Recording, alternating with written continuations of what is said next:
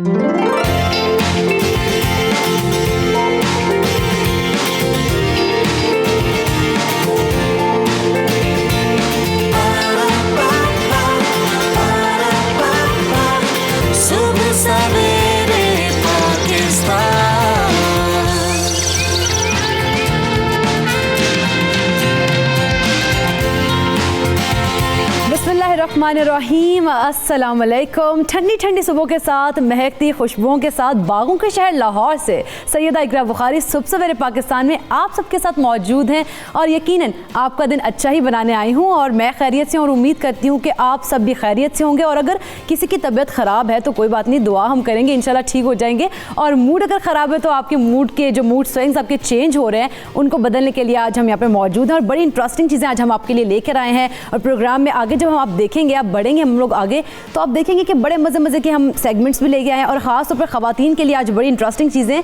तो कहीं मत जाइएगा और देखते रहिएगा। तो हम इतनी अच्छी मैं बातें कर ही रही हूँ, तो जब अच्छी बात कर रहे हैं तो आज की अच्छी बात भी आपसे शेयर कर लेती हूँ। रहमत, शफ़क़त, मोहब्बत, हमदर्दी, ये वो औसाफ़ हैं जिन्हें अल्लाह ताला ने बेहद पसंद किया है और हमें इन तमाम जो अल्लाह ताला ने जिन औसाफ़ को पसंद किया है हमें यकीनन अपनाना भी चाहिए और हमें अपने जो साथ के लोग हैं, मखलूक़ खुदा है, उसके साथ हमदर्दी के साथ, प्यार, मोहब्बत और शफ़क़त के साथ पेश भी आना चाहिए।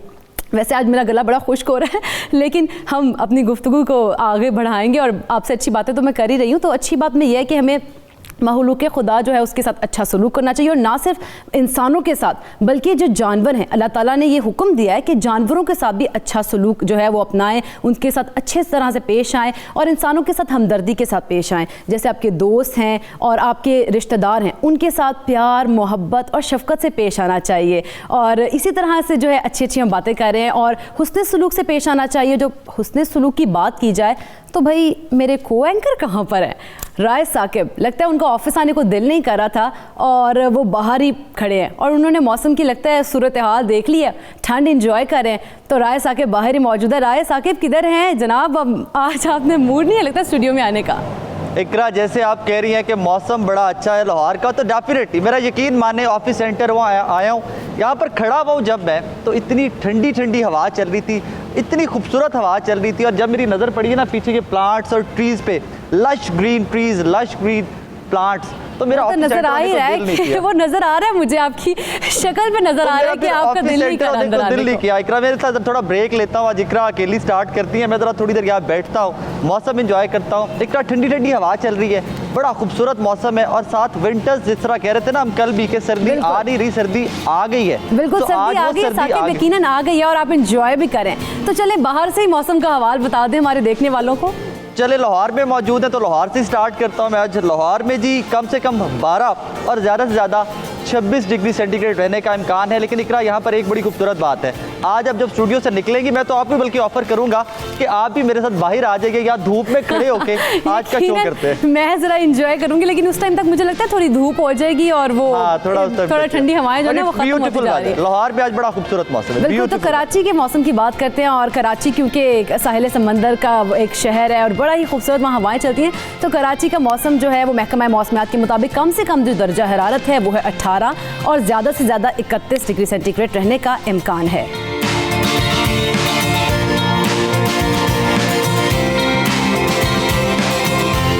तो राय कराची के बाद अगला मौसम कौन सा है? क्योंकि आप बाहर खड़े, मुझे डर है कि कहीं कराची के ट्रेन पकड़ के बाहर से कराची की तरफ ही ना चले पड़े आप।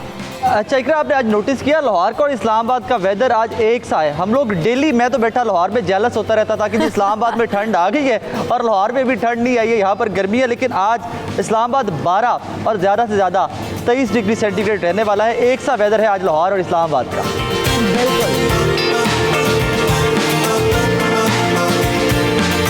जनाब इस्लामाबाद की मौसम की तो बात आपसे कर ही ली है साकिब ने, तो हम अब बात करेंगे पेशावर की कि पेशावर में जो क्योंकि फूलों का शहर कहा जाता है, तो फूलों के शहर का आज मौसम कैसा है? तो महकमा मौसमियात के मुताबिक कम से कम दर्जा हरारत जो है वो है 11 और ज़्यादा से ज़्यादा 26 डिग्री सेंटीग्रेड रहने का इम्कान है। इकरा, पेशावर से कोयटा चलते हैं। कोयटा भी मौसम बड़ा खूबसूरत है, मिनिमम 3 और ज़्यादा से ज़्यादा आज 18 डिग्री सेंटीग्रेड रहने वाला है। और अपने नाज़रीन के लिए दोबारा से बता दूं, कोयटा में अच्छी खासी ठंड एट वंस आई थी, -1 टेम्परेचर पर गिर गया था। तो अपना बहुत सारा ख्याल रखें, गर्म कपड़े पहने। बिल्कुल बिल्कुल, आपने कोयटा की तो बात कर ही दी है, लेकिन मैं अपने प्यारे कश्मीर को तो भूल नहीं सकती हूँ। तो कश्मीर के मौसम की बात करते हैं कि कश्मीर का मौसम आज कैसा रहेगा। तो कम से कम दर्जा हरारत 4 है और ज़्यादा से ज़्यादा 15 डिग्री सेंटीग्रेड रहने का इम्कान है।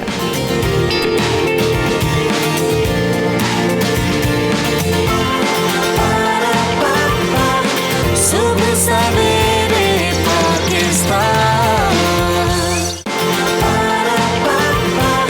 सुबह सवेरे पाकिस्तान।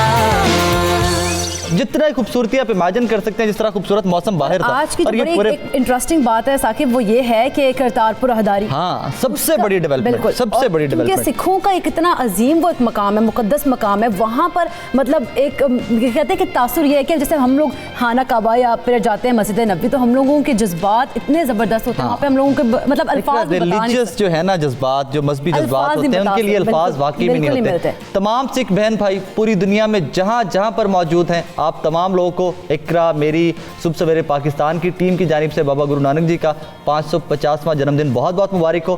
पाकिस्तान की जानिब से ये आप लोग के लिए छोटा सा तोहफा है। अभी आने वाले वक्तों में बड़ा कुछ है जो हम सब ने मिलकर करना है एक दूसरे के लिए। बिल्कुल। और साकिब, जैसे कि हमारे पाकिस्तान के वज़ीर आज़म इमरान खान ने एक वादा किया था जिसको आज वफा करने जा रहे हैं इमरान खान, और आज राहदारी जो है करतारपुर राहदारी उसका इफ्तिताह करेंगे। और यकीनन जो हमारे सिख भाई है, सिख कम्युनिटी है, उनके जज्बात बहुत ही ज़्यादा, एक तो वो बता नहीं सकते हम अल्फाज में, वो खुद भी हम जान लेंगे। हमारे साथ मौजूद है शाहिद चौधरी, तो उनसे जानते हैं कि शाहिद चौधरी इस वक्त कहाँ मौजूद हैं और किस तरह से जो है जज्बात देख रहे हैं, कैसा जोश और वलवला है। जी शाहिद चौधरी, बताइएगा इस टाइम कहाँ पर मौजूद हैं आप और किस तरह से सिख कम्युनिटी के जज्बात हैं, कैसा जोश और वलवला देख रहे हैं?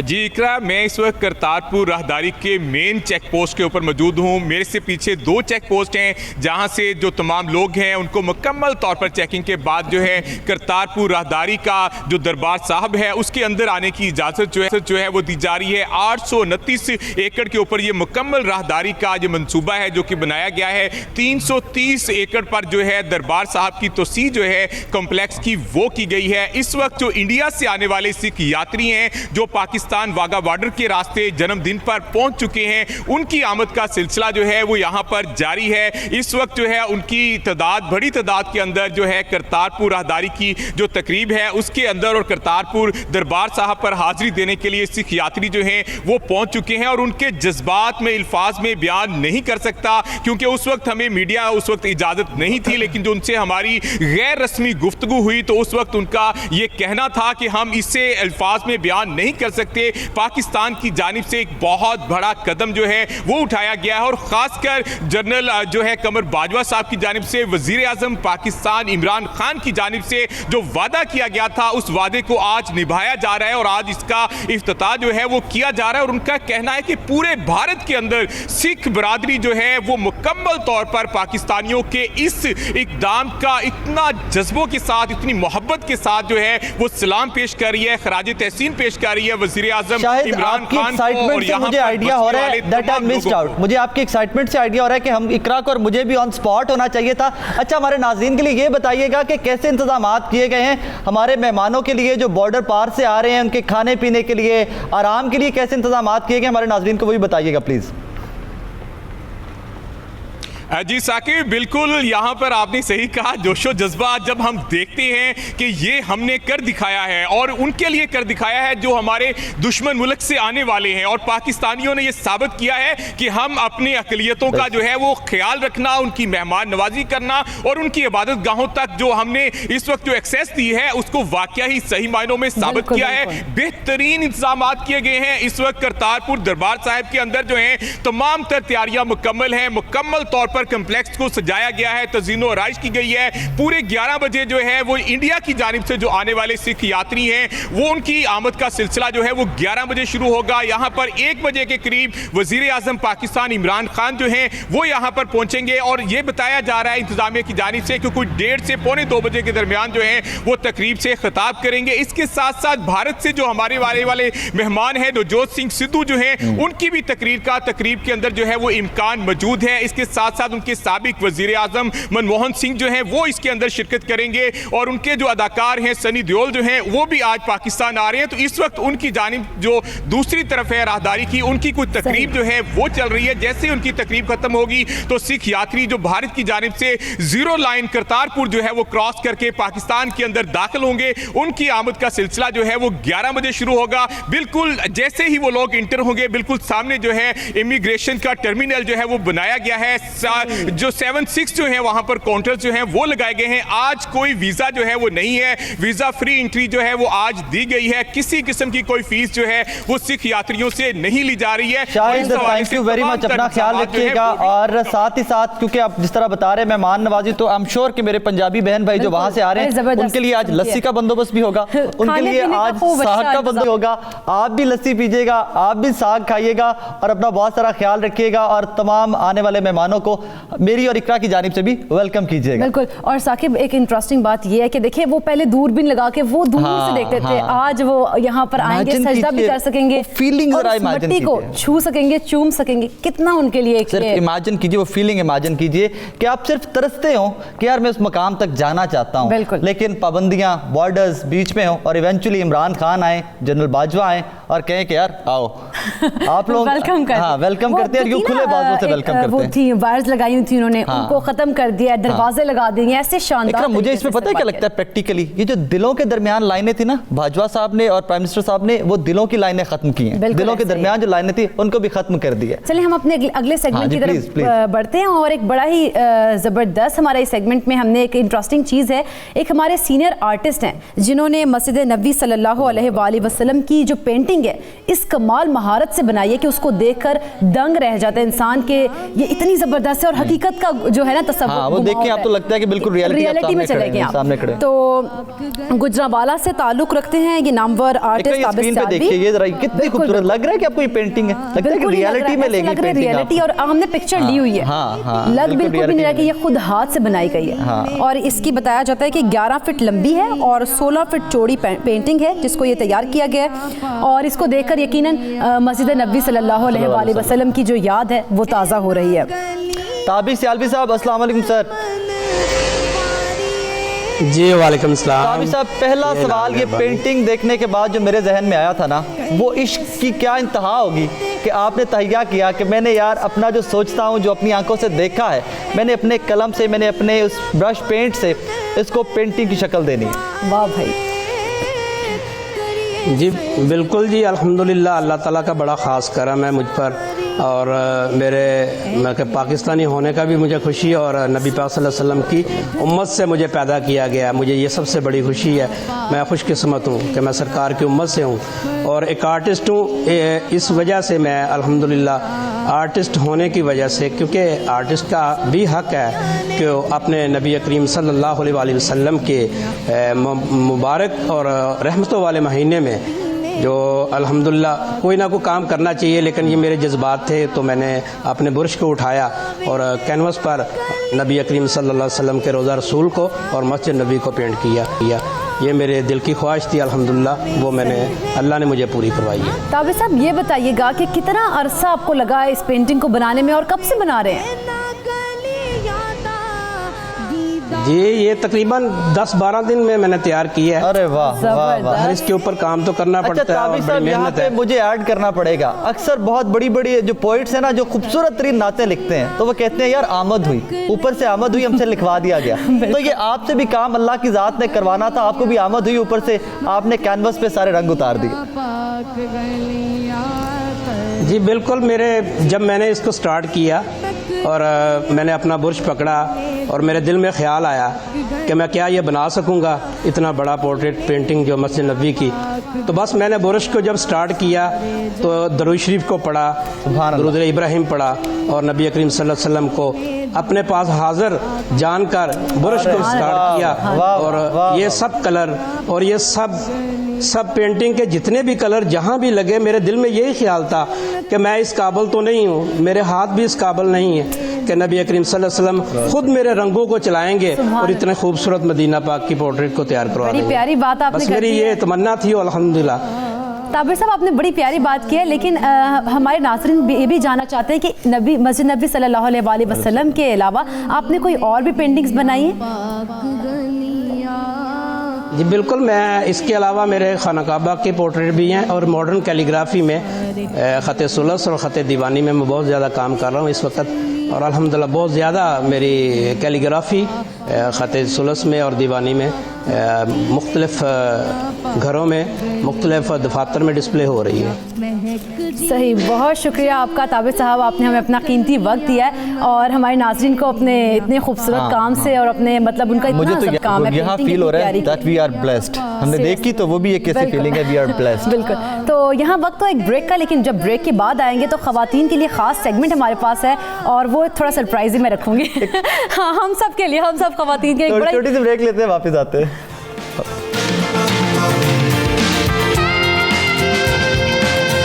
सुबह सवेरे पाकिस्तान,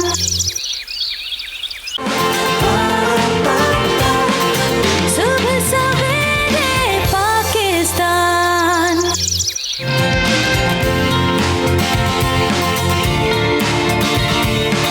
वेलकम बैक। हम बात करेंगे स्किन के ऊपर, क्योंकि मेरी ख़वातीन जो घर में बैठी हैं, प्यारी प्यारी ख़वातीन, प्यारी प्यारी बहनें, माएँ, वो ज़रूर ये इसी इंतज़ाम में हूँ कि मैं क्या कहने लगी हूँ, क्या बात बताने लगी उन्हें। तो बात दरअसल में यह है कि कुछ जो हमारी ख़वातीन हैं, हम सब एक आदत होती है कि भाई रंग गोरा होना चाहिए, और जी उस रंग को गोरा करने के लिए बहुत से टोटके घरों में भी अपनाए जाते हैं और वैसे वाइटनिंग क्रीम्स जो हैं उनका भी इस्तेमाल किया जाता है। तो उससे हमारी जो रंगत है वो गोरी होती है या कुछ देर बाद गोरी होने के बाद काली वापस हो जाती है? इस तरह के जो मसाइल हैं उनके ऊपर बातचीत करेंगे। तो आज हमारे साथ स्टूडियो में मौजूद है हमारे बड़े प्यारे प्यारे गेस्ट हैं, और सबसे पहले तो मैं आपका इंट्रोडक्शन कराती हूँ। डॉक्टर उम्मे राहील हर्बलिस्ट है, जो कि आप सबके लिए और मेरे लिए, हम सबके लिए आई हैं कराची से लाहौर।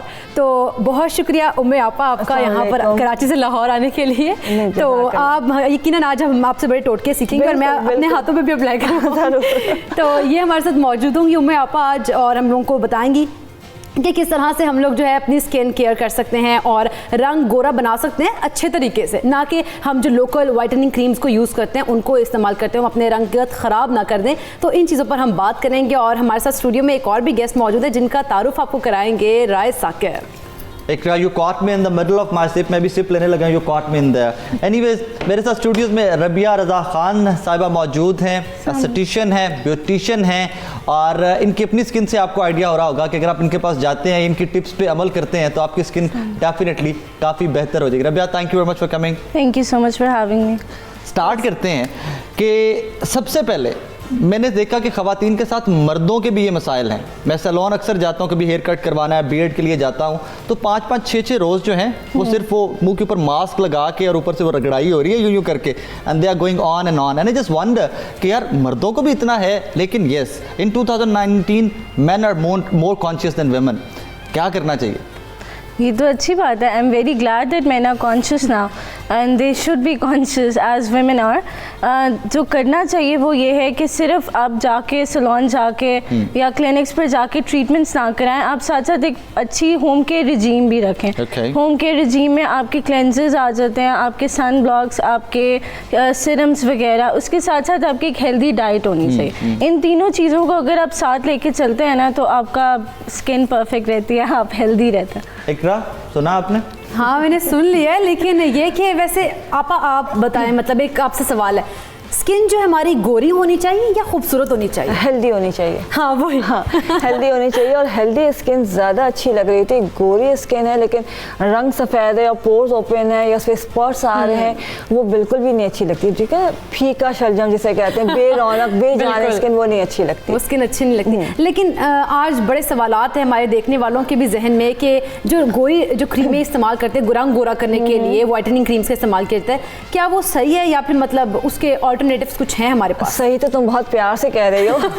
वो बहुत ज़्यादा नुकसानदेह, इसलिए कि वाइटनिंग क्रीम जहाँ पे भी दावा होता है कि जी आपको 1 हफ्ते में गोरा कर देंगे या 5 दिन में गोरा कर देंगे, इसका मतलब वो जो है केमिकल, फुल ऑफ केमिकल्स हैं क्रीम जो भी है। अच्छा, होता क्या है कि हमारे पास बहुत सारे लोग ऐसे आते हैं, अभी आपने ख़वातीन की बात की, उन्होंने मर्दों की बात की, लेकिन गोरे रंग के लिए ख़वातीन तो पीछे रह गई हैं, अब लड़के बहुत आ गए हैं। बिल्कुल। और उनका होता है कि जी हमें हमें भी गोरा होना है। हमें भी गोरा होना है, वो बड़े उनको एक क्रेज होता है गोरा अच्छा होने होता का। है क्या है कि अच्छा महंगी क्रीम्स जो होती हैं उनके ऊपर कोई नहीं जा रहा होता कि वो कौन अफोर्ड करे, सस्ती चीज़ चाहिए होती है, सबको सस्ती चीज़ ले लेते हैं।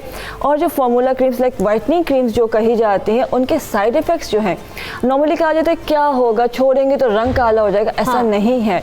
अगर अभी आप देखना शुरू करें तो उसमें क्या क्या होता है वो तो हम डिस्कस करेंगे, लेकिन अगर हम उसको देखें कि उसको छोड़ने के बाद क्या होता है, छोड़ने के बाद क्या होता है आपके ब्रेकआउट्स, एक्ने होना शुरू हो जाती है, जो बहुत ज़्यादा एक्सेसिव हेयर ग्रोथ होती है, गैर ज़रूरी बाल लड़कियों के चेहरे हाँ, पे बिल्कुल वो हो ऐसे जाते हैं। बड़े मसाइल हैं, बिल्कुल। और एक जो सबसे मुश्किल काम, जो सबसे मुश्किल जो चीज़ है और ख़तरनाक, वो है पिगमेंटेशन।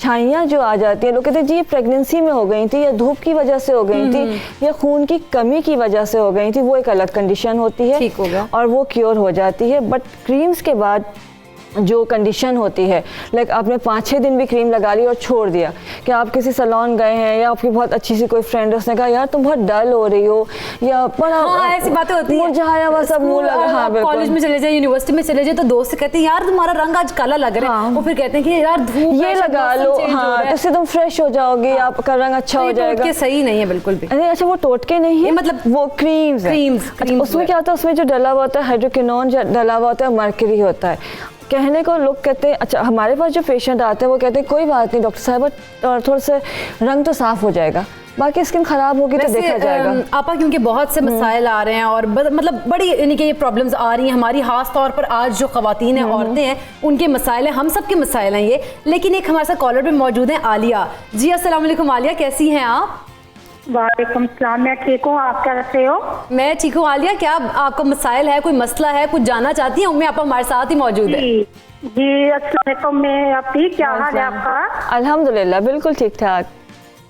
तो आलिया मेरे पूछे। को आज बहुत बड़ी ख्वाहिश पूरी हो गई आपसे बात करने की। जबरदस्त, आप बहुत अच्छी है माशाल्लाह।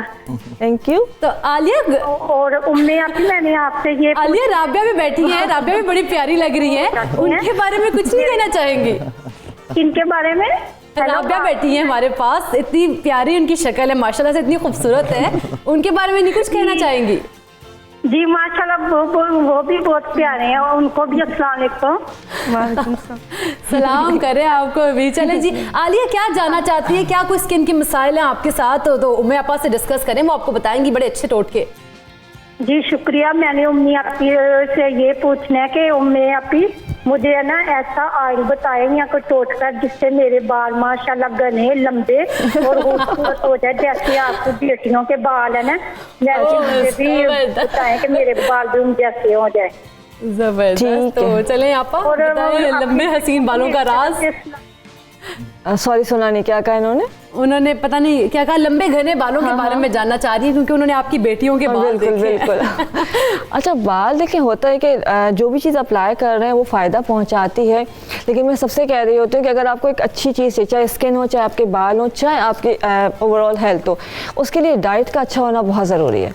आपकी डाइट अच्छी है, इसे सिर्फ लगाने से कुछ भी नहीं होता, खाना बहुत ज़रूरी है। अच्छे बालों के लिए डिफरेंट चीज़ें मैं बता रही होती हूँ, लेकिन बहुत ही आसान आपके घर से बता देती हूँ। सुनिए आप सारे। और बहुत ही आसान, अभी इत्तेफाक से कुछ दिन पहले ही मैंने एक शो में बताया था कि आपने सरसों का तेल लेना है, तकरीबन 1 पाव सरसों का तेल ले लीजिए। उसमें जो है सब्जियां हमारे घर में डिफरेंट होती हैं और सर्दियों में बड़ी अच्छी सब्जियां आती हैं। बिल्कुल। उसमें जो आपने 1 पाव ऑयल लिया है, सरसों का तेल जो लिया, उसके अंदर आपने प्याज लेनी है दरमियाने साइज़ की, एक चुकंदर लेना है, शिमला मिर्च लेनी है, और थोड़ी सी अदरक आपने डालनी है, और मेथी दाना है। ये तमाम चीज़ें डाल के आप उसको अच्छी तरह से बारीक बारीक काट के तेल में डालेंगे और पकाएंगे। और जब वो तमाम, ये मैं सोचूं मैं भी घर जाके करूंगी। अच्छा ये मैं घर इसलिए बता रही हूँ कि बाहर से बहुत सारी चीज़ें नहीं मिलती, अगर हम हर्ब्स बताते हैं तो मुश्किल होता है। ये सारी चीज़ें हमें घर में किचन में मौजूद अच्छा, होती हैं। इसको ये भी कोई है कि इसे वीक में एक दफ़ा या थ्राइस अ वीक, हफ्ते में 3 बार लगाना अच्छा, चाहिए। 3 बार लगा सकते हैं। और सबसे इम्पोर्टेंट बात यह है कि लगा के 4 से 6 दिन के लिए नहीं छोड़ना है। यह होता है कि सर्दियाँ कौन रोज़ाना नहाए, आपने रात को लगाना है और मॉर्निंग में लाजमी वॉश करना है। सही है। आपको छोड़ना नहीं, अगर आप छोड़ देंगे तो आपके पोर्स जो ना ब्लॉक हो जाएंगे और फिर रात को लगाएं और फिर मॉर्निंग जो है वो सुबह दूसरे दिन आपने उसको उसी time इकरा, wash यहाँ पर एक करना। पता है बड़ा इशू क्या आता है विंटर्स में, बड़ा बताएं। पर्सनल सा, but let me share with you कि सुबह सुबह जब उठते हैं गीजर अगर कभी ऑन नहीं है तो पानी से इतना डर लग रहा होता है, बंदा दूर दूर से खड़ा के कहता है यार बस मुंह धुल गया मेरा, वो मैं कहती नहीं सर्दी से सुबह सवेरे पाकिस्तान, सुबह सवेरे पाकिस्तान। कॉलर है हमारे साथ, नाज़रीन सामिया हमारे साथ मौजूद है। जी अस्सलाम वालेकुम सामिया। वालेकुम अस्सलाम जी, मैंने डॉक्टर उमर रहील साहब से बात करनी थी। जी आपकी आवाज़ नहीं आ रही, दोबारा बोलिएगा प्लीज़। सर मैंने डॉक्टर उमर रहील से बात करनी थी जरा। जी जी वो सुन पा रही हैं, जी सुन पा रही हैं। अस्सलाम वालेकुम, आपका क्या हाल है? वालेकुम सलाम, अल्हम्दुलिल्लाह जी। आपका मैंने पूछना था, मेरी ना 6 साल की बच्ची है, तो वो दूध अंडा गोश्त इन चीज़ों से ना बड़ी दूर रहती है। ठीक है, तो उसकी कोई हाइट वगैरह या उसकी कोई डाइट में कोई क्या चीज़ें मैं शामिल करूं, वो दूध कैसे पिए? तो उसके तो बेचारी की कमज़ोरी से ना कोई हर रोज़ कहती है मेरी टांगों में दर्द है, और डॉक्टर के सिरप लाती हूँ तो वो भी नहीं पीती। ठीक है, मैं बता देती हूँ। अच्छा, सबसे इम्पोर्टेंट बात जैसे इन्होंने कहा कि 6 साल की बच्ची है और बच्चा जो है वही खाता पीता है जिसकी हम उसको आदत डालते हैं। बिल्कुल ऐसे और ही वो है। शुरू में उसकी आदत बनाई जाती है, 5 साल या 6 साल बाद बच्चा जो है वो बड़ा मतलब स्ट्रांग हो जाता है अपनी चीज़ों में और ज़िद करने लगता है। तो आसान सा हल तो ये कि शुरू से आदत डालें। अब ज़ाहिर सी बात है, बच्ची 6 साल की हो गई और वो कोई चीज़ इस्तेमाल नहीं करती खा है, पी रही है। तो उसके लिए ज़रूरी है कि अगर आप कोई चीज़ उसको देना चाह रहे हैं कि डेयरी प्रोडक्ट्स देना चाह रहे हैं, लाइक दूध दही इस्तेमाल करवाना चाह रहे हैं, तो उसकी पसंद की चीज़ें बनाएं। लाइक उसको शेक्स बना दें, उसको स्मूदीज़ बना दें, या डिफरेंट आपको फ्लेवर्स ऐड करके दूध के अंदर वो उसको पिलाना शुरू करें, ऐसे कि बच्चा नहीं पी रहा होता है। और खाने में अगर फ्रूट्स वगैरह का भी मसला है तो उसको डिफरेंट शेप्स में जेलीज बना के, जो जेलीज आती हैं वो फ्रेश फ्रूट ऐड करके या जूस निकाल के वो उसके healthy साथ भी जेली यहाँ पर मैंने एक वीडियो देखी है रिसेंटली, पता है वीडियो क्या थी कि वो बिस्किट्स और जेलीज की शक्लों में या उनकी पैकिंग के अंदर बिल्कुल। फ्रूट्स डाल के आप दें तो बच्चा बड़े आराम से खाना हाँ, आपने भी यही बताया, बड़ा वो हाँ। मजे का बन जाता है और बच्चे बड़े टेस्टी और बड़े बेचारे वो शौक से खाते हैं पैकिंग के उसको। धोखे में मारे जाते Packing के, हैं, exactly। वो देखे जाते हैं। Rabia, have you seen that video कि पैकिंग जो है वो बिस्किट्स की है या चिप्स वगैरह की है, उसके अंदर फ्रेश फ्रूट्स हैं and mother just gives to the kid, और बच्चा बड़े मजे से खा रहा है ये सोचते हुए कि जी बिस्किट हैं या चिप्स हैं। मैंने वीडियो तो नहीं देखी, लेकिन it sounds like a very bright idea. It is a bright idea anyway. अच्छा, यहाँ पर एक और जो आता है ना main issue, recently I have heard from couple of friends कि यार व्हाइटनिंग के वो कोई इंजेक्शंस हैं वो लगवा लीजिए तो उसके बाद कोई रिएक्शन भी हो जाता है, कोई साइड इफेक्ट्स भी हैं, please guide us on that. वैसे इट्स ये क्वेश्चन सूटेबल तो वैसे रहता है डॉक्टर्स के लिए, लेकिन I just tell you the information that I have. Glutathione injections are actually not a bad thing, they are very good आपके इंटरनल ऑर्गन्स के लिए भी। अंग्रेजी मुझे थोड़ी थोड़ी आती है ना, जरा मतलब थोड़ी थोड़ी अंग्रेजी आती है तो उर्दू में बात कर लेते हैं। वो ग्लूटाथायोन इंजेक्शंस बहुत अच्छे होते हैं आपके इंटरनल ऑर्गन्स के लिए भी और एक्सटर्नली भी। आपका जो रंग है वो अच्छा हो जाता है एंड एवरीथिंग, लेकिन आपकी छाइयाँ डार्क सर्कल्स वगैरह ये कम हो जाता है। लेकिन आप एक दफ़ा डॉक्टर से टेस्ट करवाएं पहले, डर्मेटोलॉजिस्ट उसके ब्लड टेस्ट वगैरह? जी, उस लिवर टेस्ट होता है आपका, लिवर टेस्ट है तो लिवर उसके बाद टेस्ट लेना होता है। चाहिए। उसके बाद डॉक्टर रेकमेंड करता है कि आप लगवा सकते हैं कि नहीं लगवा सकते हैं। Okay। अगर वो लगवा सकते हैं तो एक्चुअली बड़े अच्छे रिजल्ट्स हैं उसके। चलें, एक कॉलर भी हमारे साथ मौजूद है। अस्सलाम वालेकुम जी, जाहिद साहब। अस्सलाम वालेकुम जी। वालेकुम अस्सलाम। जाहिद साहब खैरियत से, आप ठीक ठाक हैं? ठीक ठाक सर, अपना खैरियत जी है? मैं बिल्कुल ठीक। भाई क्या पूछना चाहेंगे? सर ये मैडम रबिया से क्वेश्चन था, जी ये जो ईशाइयाँ पड़ जाती हैं, मैंने पहले भी आपने बताया अभी, और चेहरे का रंग अक्सर काला रहता है और हाथों का रंग के लिए सर कुछ बता देती मैडम। जी मैडम रबिया से पूछते हैं। जी रबिया। जो मैं आपको रेकमेंड कर सकती हूँ वो तो ट्रीटमेंट्स रेकमेंड कर सकती हूँ। तो जो treatments that we offer for these hyperpigmentation is peelings, हम पीलिंग्स करते हैं, लाइट से माइल्ड पील्स होती हैं हमारी, और जो पील हम करते हैं आसान लफ्जों में बताएं ताकि मुझे और जाहिद सबको समझ आ जाए। बेसिकली पील्स जब आप लफ्ज इस्तेमाल करते हैं तो आपके दिमाग में एक इमेज आती है कि आपकी स्किन हाँ, छिल रही है, हाँ, उतर रही है, हाँ। ठीक है। लेकिन जो पील्स हम करते हैं वो इस तरह की नहीं होती हैं, वो सेल्यूलर लेवल पर जाकर काम करती ठीक है। हैं। मतलब वो आप स्किन पे लगाते हो, वो आपकी सेल्यूलर लेवल पर ही आपकी डेड स्किन को ख़त्म करती हैं, और जो भी आपकी स्किन के प्रॉब्लम को आप ट्रीट कर रहे होते हैं उसको ठीक करती हैं। हाथों का भी साथ आपकी बता स्किन छिल के उतरती नहीं है। तो वो पीलिंग्स हम करते हैं पिगमेंटेशन के लिए। ग्लाइकोलिक लैक्टिक पील होती है एक हमारी कॉम्बिनेशन, वो मैं करती हूँ और उसके बड़े अमेजिंग रिजल्ट्स हैं। आप मेरे पेज पे देख सकते हैं। आपने बड़ी मजे की बातें बता रही हैं, लेकिन एक कॉलर भी मौजूद हैं और वो भी मेरे प्यारे आज़ाद कश्मीर से। हसन, अस्सलाम वालेकुम। वालेकुम सलाम। हसन कैसे हैं आप? अल्लाह का करम है, आप सुनाएं। अच्छा, कश्मीर का मौसम कैसा है? कश्मीर का मौसम कल तो बारिश हो रही थी, आज धूप है। जबरदस्त, लेकिन मौसम ठंडा ही है। अच्छा, क्या जानना चाहेंगे? वो क्या मेरे आप भाई भी की अपनी माथे से जली हुई है। नहीं, मैंने कहा कि आपकी भी स्किन अपना गोरा करने का सोच रहे हैं? नहीं नहीं, मेरी स्किन अल्लाह के करम फजल से ठीक है, लेकिन मेरे भाई की वो स्किन माथे से जली हुई है, अब माथ उसका खराब हो गया। अच्छा अच्छा, ठीक है। तो 2-3 दिन हो गए, वो 1 साल का बच्चा है। ओह अच्छा, कोई एहतियाती तदबीर। चलें ठीक है जी। तो आपका 2 साल का बच्चा है, उसका माथा चल गया है, क्या हो सकता है? देखिए, ज़ाहिर सी बात है, अगर अभी चल रहा है तो डॉक्टर ने लाजमी कोई ना कोई ट्रीटमेंट बताया होगा। बट अगर जले हुए थोड़ा टाइम हो गया है तो बहुत सारी चीज़ें होती हैं, लेकिन कोकोनट ऑयल उसके लिए बहुत अच्छा है।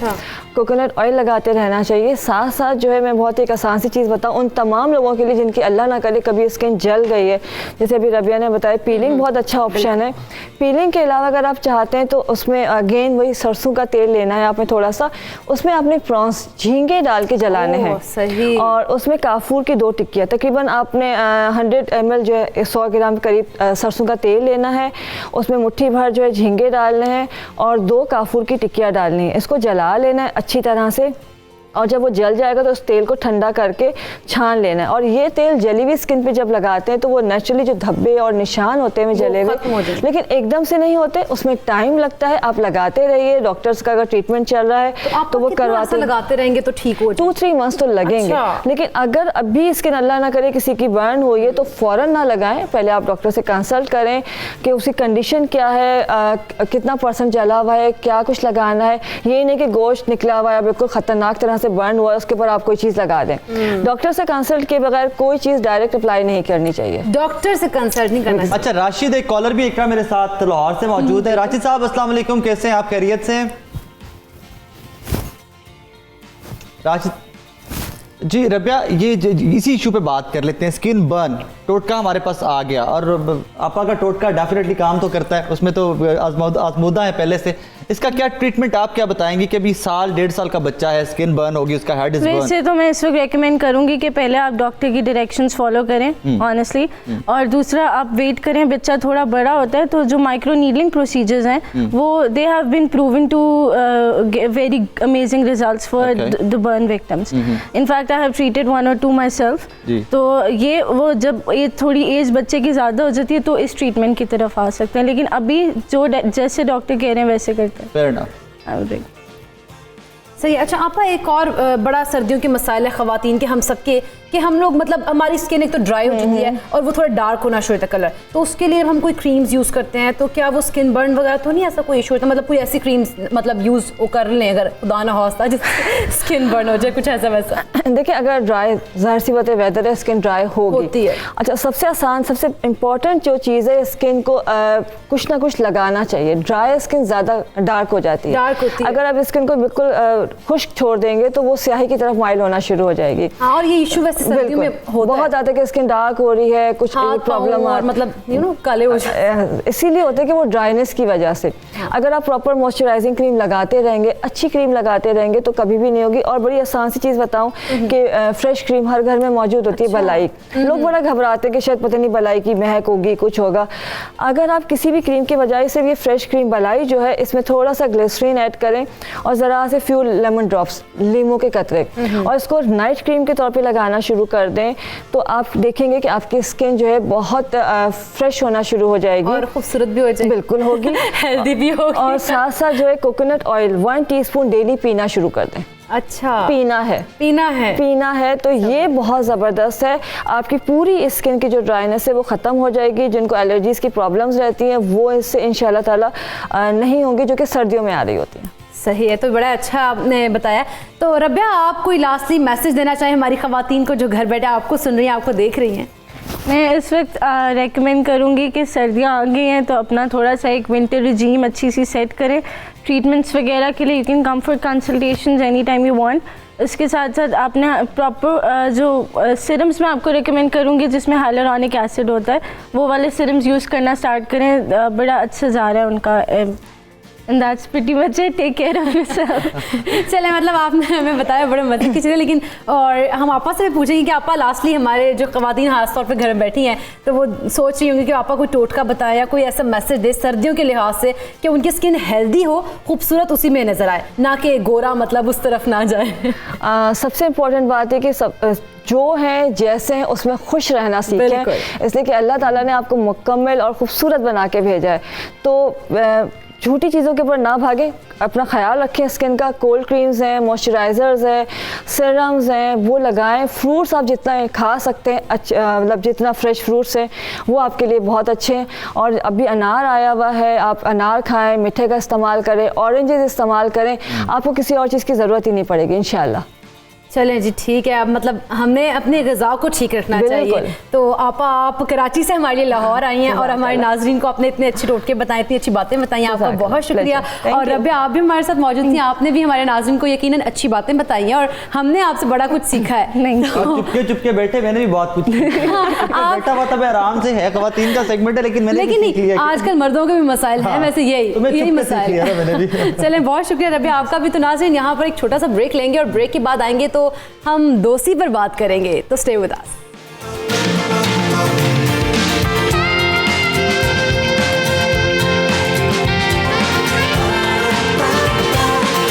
सुबह सवेरे पाकिस्तान, सुबह सवेरे पाकिस्तान।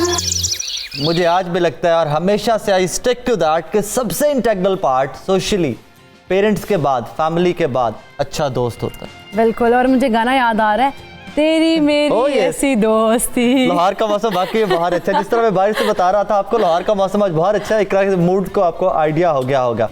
अच्छा, इसमें ब्यूटी है ना जो इस रिश्ते की, ये ब्लड रिलेशन नहीं है, इकरा खून का रिश्ता नहीं है, बिल्कुल लेकिन ऐसे खून है। के रिश्ते से कहते हैं कि कहीं कीमती रिश्ता है। इसकी जो उम्र है, मियाद है, ये आपके साथ साथ चलती और बड़ा ही मजबूत रिश्ता हाँ, बन बड़ा जाता है। कई मजबूत रिश्ते बड़े मजबूत हो जाते हैं और कोई बीच में होते हैं कि बीच में मतलब पीछे छोड़ देते हैं। मिसहैप्स भी होते हैं, लेकिन एट टाइम्स वो टाइम आ जाते हैं इकरा कि फैमिली बहुत पीछे रह जाती है और फ्रंट फुट पे आपके शाने के साथ शाना मिलाए, कंधे के साथ कंधा मिलाए दोस्त खड़े होते हैं। हाँ, तो फिर वो दोस्त फैमिली से ज़्यादा इंपॉर्टेंट भी हो जाते हैं। और मैं वहाँ पे कहा करता हूँ कि वो दोस्त नहीं होते, वो फैमिली होते हैं, वो फैमिली का हिस्सा बन जाते हैं। लेकिन एट द सेम टाइम सबसे पहला दोस्त आपके माँ बाप होते हैं, आपकी फैमिली, आपके पेरेंट्स होते हैं जो आपको ग्रूम करते हैं, सिखाते हैं। And then we when socially move out, तो वहाँ पर जाकर हम नई दुनिया और नए दोस्तों से मिलते हैं। एक मेहमानों का तारुफ करवा दें अपने। बिल्कुल, आज की जो हमारे मौजूद मेहमान हैं वो बड़े ही ज़बरदस्त हैं, वो दोस्ती के ऊपर हमारे साथ बड़ी अच्छी बात करेंगे। और जी, सबसे पहले तो मैं आपको बताऊं कि डॉक्टर सहर चावला काउंसलर भी हैं और आप वैसे मुझे बड़ी प्यारी लगी, टॉकेटिव माशाल्लाह बहुत हैं। Thank you. इसमें पता है खूबसूरत चीज़ क्या थी? When doctor sir walked up here, वो डेंटिस्ट भी हैं, वो काउंसलर भी हैं, मोटिवेशनल स्पीकर भी हैं, एंड देन आई सेड कि list goes on and on. मुझे उनकी पर्सनालिटी देख के लग ही रहा है वो माशाल्लाह से बहुत ही जबरदस्त। So much, I am honoured. इंशाल्लाह आपके साथ जरा आगे जो सेशन है मजे करेगा।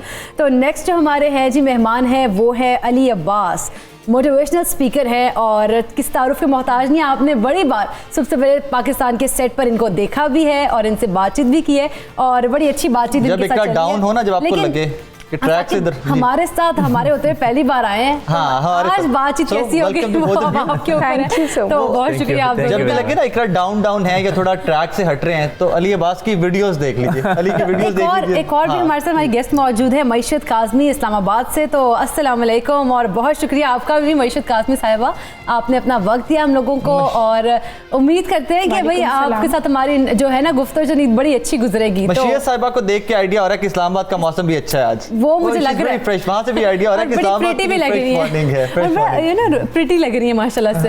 खैर तो चले टॉपिक की जानिब बढ़ते हैं। Certainly। तो पहले तो आपसे ही शुरू करूंगी मैं सहर चावला साहिबा के दोस्त कहते किसे?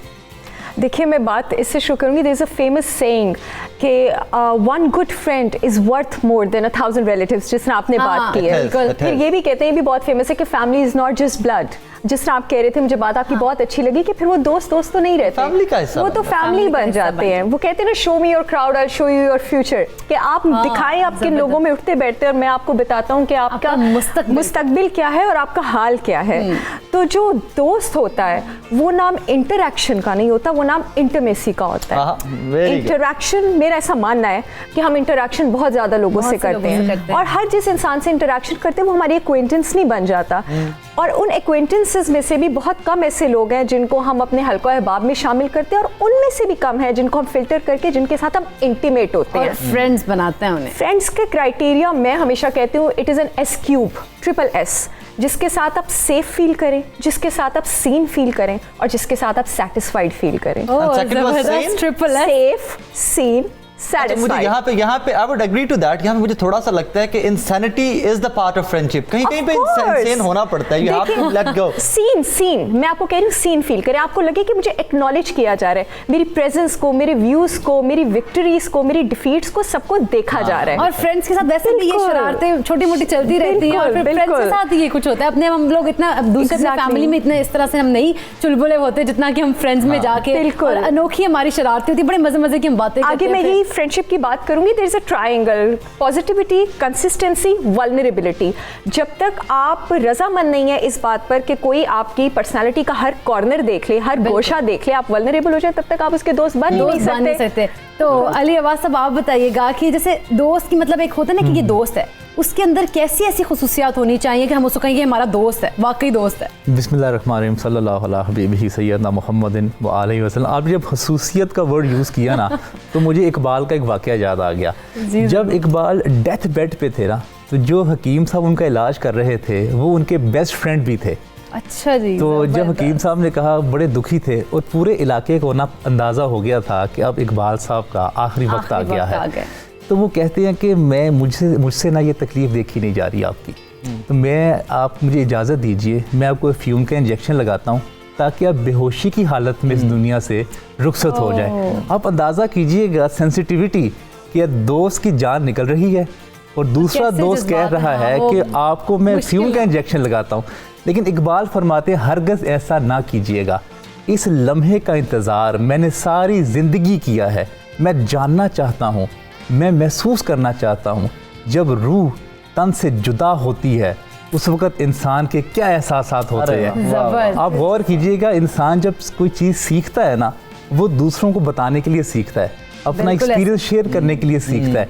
लेकिन इसमें एक थिन लाइन है, ये एक आखिरी हिचकी होती है जो इंसान किसी के साथ बयान नहीं कर सकता। आप लेवल चेक कीजिए इकबाल का, जानने का, जुस्तजू का, इल्म हासिल करने का, खुदा के साथ मुलाकात करने क्या लेवल था कि वो कहते थे कि मुझे फ्यूम का इंजेक्शन नहीं लगाना। बहुत ही खूबसूरत। अच्छा इकरा, इसे कहते हैं मोटिवेशनल स्पीकर। इकबाल डे, हाँ जी, उन्होंने वहां से रिलेट कर दिया दोस्ती को, इकबाल साहब से रिलेट कर दिया। सुबह सवेरे पाकिस्तान, सुबह सवेरे पाकिस्तान। मशीह साहिबा, एक मोटा सा सवाल, दोस्त में कौन कौन सी खसूसियत होनी चाहिए कि आप उससे दोस्ती करें और उस लेवल पे ले जाएं कि आपका दोस्त फैमिली का हिस्सा बन जाए? अच्छा, दोस्त जब हम बात करते हैं तो फिर वो इकबाल का शेर आ जाता है ना, आते हैं वो क्या हैं लोग वही जहाँ में अच्छे, आते हैं काम जो दूसरों के। तो अगर दोस्ती आपने किसी से करनी है तो आपको ये सोचना होगा और देखना होगा कि आपके सामने जो इतने ज़्यादा लोग मौजूद हैं इनको आप कैटेगराइज करोगे और सिलेक्ट करोगे कि ये वाला शख्स जो है इसके साथ मैं रिलेटेबल हूँ, मेरी चीज़ें, मेरी आदत, मेरे पर्सनालिटी ट्रेट्स। अब अगर आप चाहते हैं कि कोई अच्छा सा दोस्त मुझे मिल जाए तो सबसे पहले कोशिश करें कि आप खुद किसी के लिए एक बहुत अच्छे दोस्त बन जाएं। अरे वाह, खूबसूरत बात। क्योंकि फिर पतरस बुखारी कहते हैं कि दोस्त तो वो होता है कि जिसके साथ आप बैठे और बात कोई ना हो लेकिन आप खुश हों कि आप उसके साथ बैठे हैं। वाह वाह। दोस्ती का एक ये चीज़ है कि उसके अंदर एक्सपेक्टेशन का लेवल फैंटेसाइज नहीं होना चाहिए, बिल्कुल रियलिटी ग्राउंड्स के ऊपर आपको उसके साथ कनेक्शन होना चाहिए। और फिर उसके बाद आप भी खुद भी इस काबिल हों कि आपके ऊपर कोई शख्स अगर एतबार कर सके और आप उसके साथ उसकी खुशी में, उसके गम में उसके साथ खड़े हो सकें।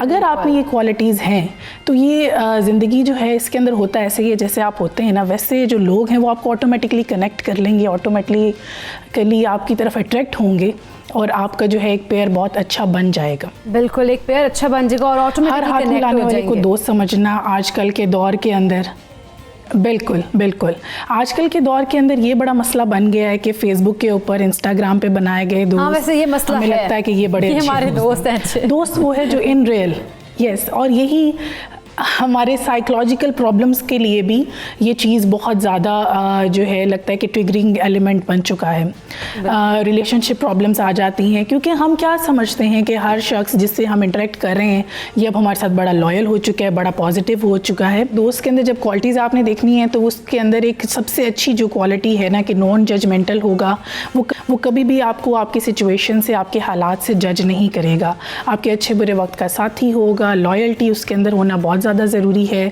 ट्रस्ट वर्दी उसका होना बहुत ज़्यादा ज़रूरी है और एक म्यूचुअल बॉन्ड का होना। अगर आप उसके ऊपर ट्रस्ट करते हैं तो वो भी आपके ऊपर ट्रस्ट करे और ये ना हो कि सिर्फ एक साइड की इन्फॉर्मेशन लेकर उसको वायरल करने के ऊपर लगा रहे और आप ये समझे नहीं ये मेरा दोस्त है। और कभी कभार होता है कि हम अपने इमोशनल बाउंडिंग की वजह से अच्छे बुरे दोस्तों में फ़र्क नहीं कर पा रहे होते। क्यों? क्योंकि हमें ये लगता है कि नहीं ये मेरा दोस्त है, मेरी इससे अटैचमेंट है, मैं इसको छोड़ नहीं सकता। तो यहाँ पर थोड़ा सा जो है हमें क्रिटिकली सोचने की ज़रूरत है और क्रिटिकली अप्रोच होनी चाहिए और सोचना चाहिए कि भाई हमारे हज़ारों पे फैलाई नहीं है। मैं सिर्फ आपके साथ दोबारा आऊंगी एक दफ़ा स्टूडियो में हमारे साथ, क्योंकि बिल्कुल उसको शॉर्ट करें। सहर चावला, सहर आप बताइएगा, क्योंकि आज का जो हमारी दोस्ती है ना बड़ी उनमें खुदगर्जी, जेलसी का आंसर पाया जाता है, तो कैसे हम लोग एक मुखलिस और एक खूबसूरत अच्छा दोस्त कैसे ढूंढ सकते हैं? वो कहते हैं कि जो गुड फ्रेंड्स हैं they stab you in the face, मतलब वो आपकी बुराई आपके मुंह पे करते थे, don't stab you in the back. Yes, but at the same time वो आपको आपके वजूद के बारे में अच्छा भी फील कराते हैं, they make you feel great about your existence. और ये जो चीज़ है ये सेंस करना, ये सिंक इन बहुत इजीली कर जाती है कि अगर किसी की, वो कहते हैं जिसके साथ अभी जो बात कर रही थी पतरस बुखारी साहब की, कि खामोशियाँ भी कंफर्टेबल हों, अगर किसी के साथ खामोशियाँ भी कंफर्टेबल हों, आपका सेल्फ कॉन्फिडेंस भी डाउन ना हो, लेकिन एट द सेम टाइम आप ये रियलाइज करें कि that person is trying so hard कि आप अपना एक बेटर वर्जन बन सकें, तो ऑफ कोर्स वो आपका दोस्त है। इसका यही मतलब है। और ये दोस्ती आहिस्ता आहिस्ता बिल्डअप होती है, जो इसकी बेस है वो पॉजिटिविटी है। एक रिसर्च हुई थी ब्रिटेन में और उसके जो स्टैटिस्टिक्स थे, बड़े ही रिलायबल स्टैटिस्टिक्स थे कि एक पॉजिटिव हेल्दी इंटरेक्शन में आपने दोस्तों के साथ दुख भी शेयर करना होता है। It's not about fun and games. एक वेंट आउट, एक नेगेटिव सेशन के बाद 5 पॉजिटिव सेशन होने चाहिए। एक नेगेटिव सेशन रेशो 1:5। जब ये पॉजिटिविटी बिल्डअप हो जाती है, everyone wants to be around happy people. कोई भी नहीं चाहता I want to be around someone who is whining and रोतलू and complaining all the time. But yes, we need friends to vent out. तो जब ये पॉजिटिविटी की base बन जाती है, फिर आप एक दूसरे के साथ हिस्ट्री बनाते हैं, आपका पिरामिड जाता है ऊपर, आप एक दूसरे के साथ कंसिस्टेंट होते हैं। जब आप कंसिस्टेंट हो जाते हैं फिर आप ओपन होते हैं, आप खुलते हैं, और वहाँ पे वो वहाँ पे वो नॉन जजमेंटल फेज आता है कि this person is accepting me and letting me know कि यहाँ तुम्हें बेटर होने की जरूरत है। जब गलतियां एक दोस्त से बताएगा वही हमें हमारा दोस्त है कि भाई दूसरों को नहीं, वो आपको बताएगा, और वो महफिल में नहीं, वो तन्हाई में बताएगा। ये बड़ा अच्छा पॉइंट है कि तन्हाई में बताएगा। लेकिन अली साहब, ऐसा दोस्त कहाँ से मिलेगा आज के ज़माने में?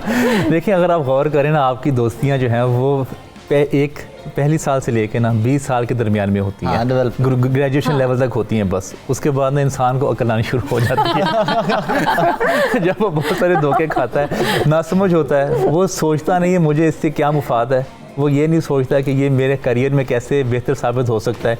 बस गपशप लगाई, मोहल्ले में बैठे, गलियों में बैठे, साथ खेले तो दोस्ती डेवलप हो गई। 20 साल की उम्र में जितनी भी दोस्ती होती है ना, उसको दोस्ती नहीं, उसको नेटवर्किंग कहते हैं। सोशलाइजिंग कहते हैं, नेटवर्किंग। वो नेटवर्किंग होती है कि इंसान अपने मफादात देखता है। लेकिन मैं हमेशा से एक बात कहता हूँ कि आपका वक्त जिसके साथ गुजर रहा है ना, मेरे ख्याल से एक दोस्त को दूसरे दोस्त को ना एम्पावर करना चाहिए, उसकी पर्सनल ग्रोथ और प्रोफेशनल ग्रोथ में उसको आइडियाज़ देने चाहिए। हर वक्त जब आप गौर करें, जब दोस्त बैठे हैं ना, या वो सियासत डिस्कस कर रहे होते हैं, या वो मज़हब को डिस्कस कर रहे हैं, या वो करंट अफेयर को डिस्कस कर रहे होते हैं, शुरू से ही है इकरा, ये शुरू से ही ऐसे है। मुझे आजकल का सिनेरियो में लगता है आजकल ये शुरू से ही है, क्योंकि मौजू नहीं होता गुफ्तगू करने के लिए कोई। अगर आप अपने मौजू में अपनी ग्रोथ को शामिल करें, इंटेलेक्ट को शामिल करें, इल्म को शामिल करें, हिस्ट्री को शामिल करें, फलसफे को शामिल करें, गुफ्तगू नहीं होती, कंस्ट्रक्टिव गुफ्तगू के बड़े है। देखिए वो क्यों नहीं होती, क्योंकि आपका जो इनपुट हो जो है ना, जो आप इन ले रहे हैं वही आप आउट कर रहे होते हैं। अगर आप मुख्तलिफ इल्मी लोगों के साथ बैठना शुरू कर दें, आप इल्मी दोस्तों के साथ बैठना शुरू कर दें, या उनको कहें आया हम आपको आज एक सेशन अटेंड करने के लिए जाते हैं, तो वो इनपुट जो है ना, वो इल्म की आएगी ना जब, तो अगले 2-3 घंटे उसी बात पे गुफ्तगू होती रहेगी। अगर एक दोस्त दूसरी दोस्त की लाइफ में वैल्यू ऐड नहीं कर रहा ना, तो मेरे ख्याल से वो फिर गपशप ही है, उसमें टाइम भी वेस्ट है, उसमें आप। अच्छा, जब पतरस की बात मशीयत कर रही थी इस्लामाबाद से, कि पतरस कहते हैं कि दोस्त वो जहाँ बैठे हुए खुशी हो, पतरस साथ ये भी कहते हैं कि दोस्ती में एक्सपेक्टेशन नहीं होती, ठीक है, उम्मीद नहीं रखनी कि मेरा दोस्त के इसलिए है कि कहीं पे मेरे काम आएगा। अपनी तरफ से करते जाओ यार, अपनी तरफ से अच्छा करते जाओ, जो उसके लिए कर सकते हो करते जाओ, अच्छा, लेकिन साथ ये उम्मीद नहीं रखनी कि मेरा ताल्लुक आपसे ये है, मेरी दोस्ती ये है। हाँ, ये दोस्ती ये है ना, दोस्ती का क्राइटेरिया ये है कि आप अपने एंड पे अच्छा करें। एक्सपेक्टेशन का जो दूसरा नाम साकिब साहब, वो दुख है। ये बड़ी प्यारी बात क्या आपने, कि एक्सपेक्टेशंस का दूसरा नाम दुख। जैसे ही आपने एक्सपेक्टेशन दोस्ती में किसी भी रिलेशन में लगाई आपने, और आपने उसको हाई रेट किया कि मुझे ये, और जब वो नहीं मिलेगा आपको, तो डेफिनेटली आप दुखी होंगे, और फिर आप कहेंगे ये ज़माना बहुत अच्छा नहीं है, ये गवर्नमेंट ठीक नहीं है, ये सोशल स्ट्रक्चर ठीक नहीं है। थोड़ा सा ऐड करना चाहती हूँ, 3 फेजेस होते हैं हमारे पास आइडियली दोस्ती के, एक 12 to 18, एक हो गया 19 to 30, एक 30 एंड अबव। ये जो 12 से 18 होता है, ये होता है acceptance and innocence, you want to be friends with everyone, आपके पेरेंट्स भी खुश हैं, आपके दोस्त हैं। ये जो एक्सपेक्टेशंस वाला टाइम होता है ना, ज्यादातर जिसमें लोग दुखी हो जाते हैं, सभी होते हैं, I am sure, that is 19 to 29। Were you one of them? Of course, I was, and I'm sure आप भी, you must be joining in the club. I can believe ये दुख सिखाता बहुत है वैसे। Of course, you groom. So जो 19 से 29 होता है, that is experimentation, that is taking risks. इस टाइम आप एक्सपेक्टेशंस लगाते हैं, after 30 mostly it is clarity. So then you groom in your networking, फिर आप नेटवर्किंग की तरफ मोस्टली। वैसे दोस्ती के ऊपर बातचीत चल रही है, तो हमें लेकिन यहाँ पे एक जल्दी से ब्रेक ला जा रहा है, तो नाज़रीन कहीं मत जाइएगा, स्टे विद अस।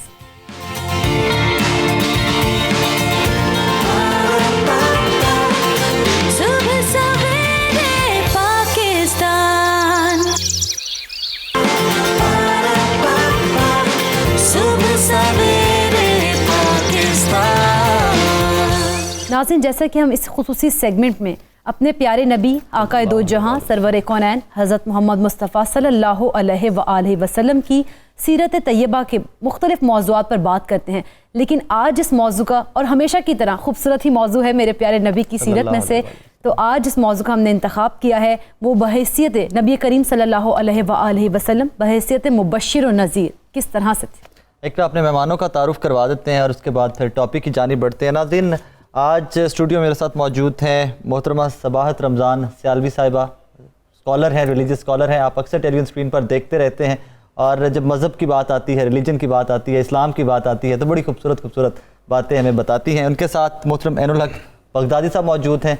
इससे पहले भी बगदादी साहब, अक्सर उनको अपने हमारे इस शो में देखते हैं, और बगदादी साहब से जब गुफ्तगू करते हैं तो एंड में जब टॉपिक क्लोजिंग की तरफ जा रहा होता है, तो इतना कुछ सीख चुके होते हैं कि अगला सवाल करने के भी बड़ी रहनुमाई होती है। हाँ, बड़ी रहनुमाई फरमाते हैं।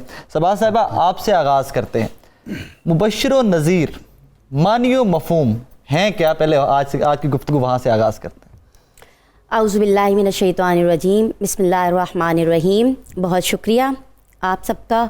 और क़ब्ल इसके कि मैं आपकी बात का जवाब दूं, दो जुमलों में आलम इस्लाम के जो मेरे मोहतरम बहन भाई हैं और जो इस वक्त 12 रबीउल शरीफ मना रहे हैं, मेरी तरफ़ से उनको बहुत बहुत मुबारक हो और अल्लाह ताला उनका ये दिन उनके लिए बासादत बनाए और कल आने वाला दिन हमारे लिए भी बासादत बनाए। बेसिकली ये नबी करीम सल्लल्लाहु अलैहि वसल्लम के औसाफ के साथ साथ दीगर अंबिया के औसाफ भी हैं कि अंबिया का जो मनसब है बेसिकली वो है अल्लाह की तरफ बुलाना, और नसीहत के दो अंदाज़ होते हैं। मैं आपको एग्जांपल दूंगी उसकी और बाद में कुरान की आयत पेश करूंगी। एक क्लास टीचर जब क्लास में एंटर होते हैं और पढ़ा रहे होते हैं, सबक दे रहे होते हैं, तो कुछ बच्चे उनमें से शरारती भी होते हैं, तो असातिज़ा कराम पहले अनाउंस कर देते हैं, कहते हैं जो शरारत करेगा उसको सज़ा मिलेगी। अब बग़ैर किसी एड्रेस के उसमें बहुत सारे स्टूडेंट होते हैं, वो नसीहत उन तक पहुंच जाती है। यही उसलूब दावत का है, और उसमें जो बशीर और नज़ीर है, ये दावत के और नसीहत के दो अंदाज़ होते हैं। बशीर का माना है खुशखबरी देने वाले, और नज़ीर का मतलब है डराने वाले। अब ये इंसानी फितरत और तबीयत के मुताबिक अल्लाह तबारक व तआला ने कुरान करीम में इरशाद फरमाया। अब इसमें एक बड़ा नफीस नुक्ता है कि तमाम अंबिया कराम, जैसे कि अल्लाह तबारक व तआला कुरान करीम में इरशाद फरमा रहा है सूरह अनाम आयत नंबर 48 के अंदर कि हमने इन्ना मतलब हमने जो भेजा है मुरसलीन तमाम लोगों, किस लिए? मुनज़िरीना मुबश्शिरीना, यानी सबको जो है तमाम अंबिया कराम को बशारत देता हुआ डराता हुआ। किस लिए?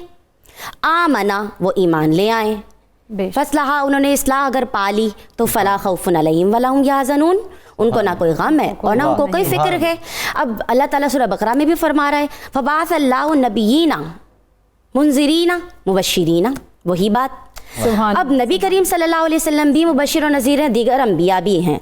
हम यही सवाल जब कुरान के सामने रखते हैं तो पता चलता है सूरह अहज़ाब आयत नंबर 46 हमें जवाब देती है कि अल्लाह तबारक व तआला ने जब तमाम अंबिया कराम के लिए फरमाया तो डायरेक्ट कहा कि हमने तमाम अंबिया कराम को डराने वाला और खुशखबरी देने वाला बनाया। लेकिन अल्लाह तबारक व तआला ने जब अपने प्यारे हबीब करीम सल्लल्लाहु अलैहि वसल्लम के लिए इरशाद फरमाया तो किस तरह फरमाया, आप समात करें, बड़ा खूबसूरत अंदाज लगता है। या अय्युहन नबी, फुल प्रोटोकॉल, ए मेरे प्यारे नबी, वाह वाह वाह वाह वाह, सुभान अल्लाह। इन्ना बेशक नज़लना, हमने नाजिल किया। अच्छा, यहाँ पे जब हम जमा का सीगा इस्तेमाल करते हैं कलाम अरब में, मैं अपने लिए इस्तेमाल करूँगी तो उस वक्त क्या होगा, उसके अंदर लहजे के अंदर वक़ार अलग होगा, डिफरेंट होगा, और शख्सियत के मतलब ये कि जिस शख्सियत का तारुफ पेश किया जा रहा है उसको प्रोटोकॉल देने का अंदाज़ होगा। तो अल्लाह तबारक व तआला ने यहाँ यही फरमाया कि हमने मबूस फरमाया क्या, शाहिदों मुबश्शिरों व नज़ीरा, आपको शाहिद भी कहा, नज़ीर भी कहा, मुबश्शिर भी कहा। आप और दीगर अंबिया कराम में फ़र्क ये है कि वो शाहिद नहीं हैं, सिर्फ मुबश्शिर हैं, नज़ीर हैं। और अल्लाह के हबीब, अल्लाह के महबूब करीम अलैहिस्सलातु वस्सलाम ना सिर्फ नज़ीर हैं, शाहिद हैं, बल्कि मुबश्शिर भी हैं। और शाहिद किस तरह हैं? दीगर अंबिया कराम को अल्लाह तबारक व तआला ने सहाइफ के ज़रिए, कुतुब के ज़रिए इन्फॉर्म किया, सुना, मूसा अलैहिस्सलाम ने दीदार फरमाया, लेकिन डराया किस चीज़ से जा रहा है, बशारत किस चीज़ की दी जा रही है, ये नहीं दिखाया। दिखाया किसको? क्या खूबसूरत अपने प्यारे हबीब को मेराज पे ले गए। महबूब, ये देख लीजिए, आप बशारत देते हैं ना कि ईमान वालों, तुम्हारे लिए अल्लाह ने जन्नत तैयार की है और वो हमेशा रहेगी, और उसमें नहरें बहती हैं। नहरें कहाँ बह रही हैं, कैसे बह रही हैं, क्या इनामात हैं, दिखाया अपने हबीब को। इसी तरह दोज़ख भी दिखा दी कि अगर कोई नहीं मानेगा तो बाज आ जाओ कि तुम्हें ये सजा भी मिलेगी। तो यही फ़र्क है, और इसका मतलब यही है, अंबिया का मनसब यही है कि जो लोग नाफरमान हैं और जो लोग ईमान नहीं लाते उनको मुनासिब तरीके से हस्बे नफ्सियात, ये मैं आपको इस्तिलाह दे रही हूँ, हस्बे नफ्सियात अल्लाह तबारक व तआला दावत कहलवाता है अपने अंबिया कराम के ज़रिए। और ये तमाम अंबिया कराम का मनसब है कि वो अल्लाह की तरफ अब उसके बंदों को बुलाएं, हिदायत का रास्ता दिखाएं उनकी तबीयत और मिजाज के मुताबिक। लेकिन हमारे प्यारे नबी करीम सल्लल्लाहु अलैहि वसल्लम को एक ख़ास टाइटल दे दिया, सुबह सवेरे पाकिस्तान।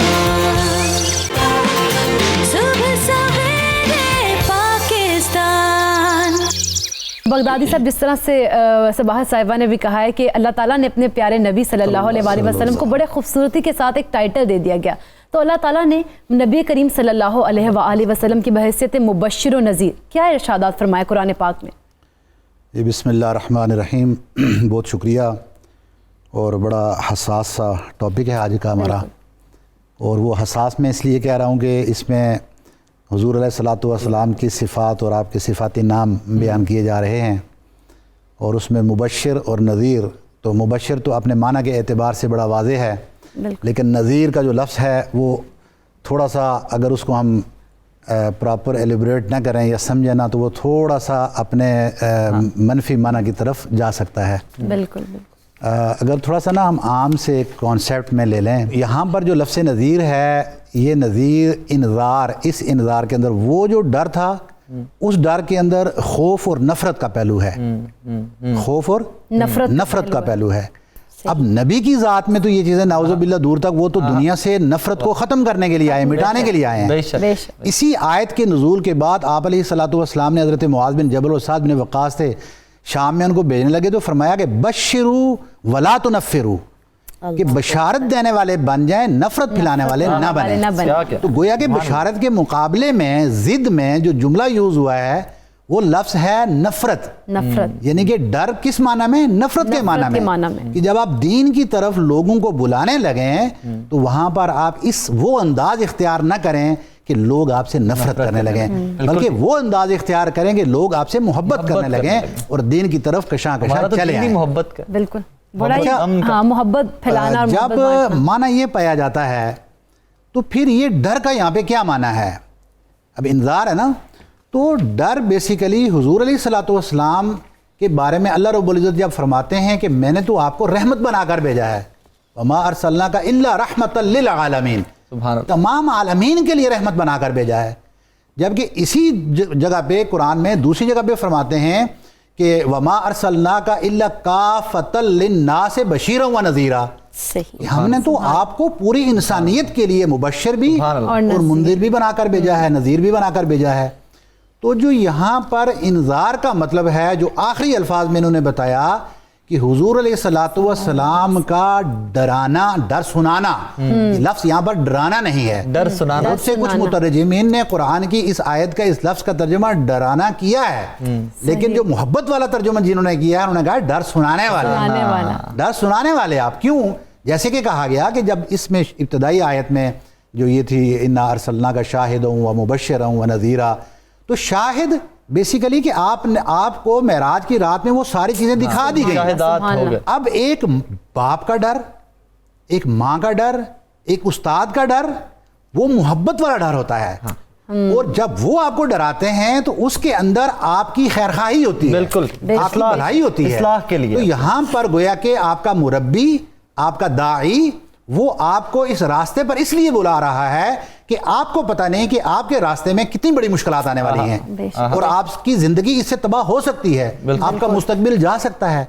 आपका बच्चा जब प्रॉपर नहीं पढ़ता तो आप उसको वो हरबे सारे आजमाते हैं जिनका बच्चे को पता नहीं होता। आप कहते हैं बच्चे आपको पता नहीं आपके साथ क्या होगा मुस्तकबिल में, क्यों?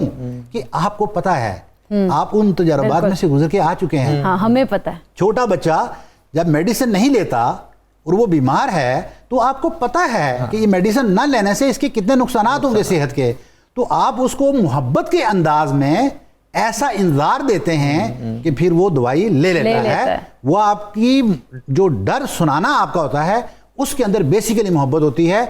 वजह ये है कि हुजूर अलैहिस्सलातु वस्सलाम की जो सिफात बयान की गई उनमें से एक सिफत थी हरीसुन अलैकुम, कि आप तो पूरी उम्मत मुस्लिमा, पूरी इंसानियत के लिए, पूरे आलमीन के लिए हरीस हैं, यानी आप कीन हैं, कीन ऑब्जर्वर हैं कि बंदा किसी सूरत में भी हलाकत में ना जाए। तो आप तो पूरी इंसानियत को हलाकत में से निकालने वाले हैं, खसारे में ना जाए। इसलिए आप अलैहिस्सलातु वस्सलाम ने ये थोड़ा सा ये पहलू जो एक दिया, और इस पहलू के अंदर भी क्या है कि आपके ये सिफाती माना है कि मोहब्बत और आपकी फलाह, आपकी खैरखाई और आपकी भलाई चाहते हुए आप अलैहिस्सलातु वस्सलाम आपको ये डर सुनाकर उसमें से निकालना चाहते हैं। बेशक डर सुनाकर उसमें से निकालना बुनियादी तौर पे नबी करीम सल्लल्लाहु अलैहि वसल्लम ने इसकी बड़ी खूबसूरत मिसाल दी। खुद आप इरशाद फरमाते हैं कि मेरी मिसाल और तुम्हारी मिसाल बिल्कुल इसी तरह है कि तुम भाग कर आग की खंदक के अंदर कूदना चाहते हो, कुएं के अंदर गिरना चाहते हो, और मैं तुम्हें कमर से पकड़ कर बाहर निकालना चाहता हूँ। नहीं जी, तो वो वही आग से बचाना। माँ कभी नहीं चाहती कि बच्चा आग में जाए, वो उसको फौरन पकड़ती है। तो नबी करीम सल्लल्लाहु अलैहि वसल्लम की मोहब्बत तो वो है कि माँ का रुतबा ही उन्होंने अता फरमाया है। औरत ज़ात खुशखबरी अगर बनी है मर्द के लिए, अपनी उम्मत से मोहब्बत का देख लीजिए। जाते जाते एक पैगाम आपकी जानिब बस से। 2 जुमलों में कहूँगी, मैं सिर्फ आलम इस्लाम नहीं बल्कि आलम इंसान के लिए हुज़ूर अलैहिस्सलाम मुबशिर और बशीर किस तरह है वो ये कहूँगी कि अल्लाह तबारक व तआला ने हुज़ूर अलैहिस्सलाम के वजूद मसूद के बाइस इस ज़मीन पर मिन हैसुल कौम अज़ाब नाजिल नहीं फरमाया। ये कुफ़ार के लिए नबी करीम सल्लल्लाहु अलैहि वसल्लम बशीर है, मुबशिर है कि तमाम तर नाफरमानियों के बावजूद, हद से तजावुज़ करने के बावजूद अल्लाह तबारक व तआला अपने महबूब की मोहब्बत की और उस मोहब्बत के इकराम की वजह से उसका इनकार करने वाले लोगों को रिस्क भी देता है और उनके ऊपर अजाब भी नाजिल नहीं फरमाता। तो आप उनके लिए भी बशीर हैं। ये खूबसूरत पैगाम दिया है, क्योंकि प्रोग्राम का वक्त खत्म हो रहा है। तो प्रोग्राम के वक्त खत्म होता है तो खूबसूरत बातें क्योंकि हमने की आपसे और बड़ी ही खूबसूरत बातचीत थी, और यकीनन आप सब ने इससे रहनुमाई हासिल की होगी, हमने भी हासिल की है। तो प्रोग्राम का फीडबैक ज़रूर दीजिएगा। कल दोबारा से आपसे मुलाकात करेंगे।